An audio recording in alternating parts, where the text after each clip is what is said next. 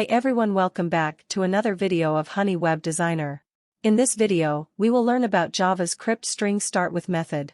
The startsWith method is a built-in function in JavaScript that is used to determine whether a string starts with a specified substring. This method was introduced in ECMAScript 6 and provides a simple way to check the beginning of a string without having to manually manipulate its characters. Let's see the practical example. I have opened my code editor.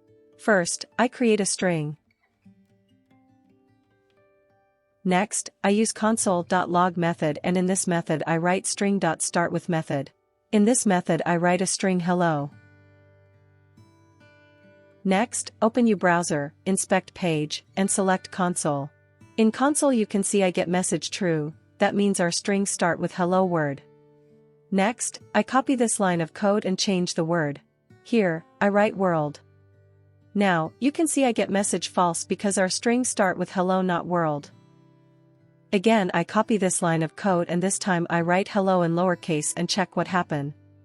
I get a false message because it's a case sensitive.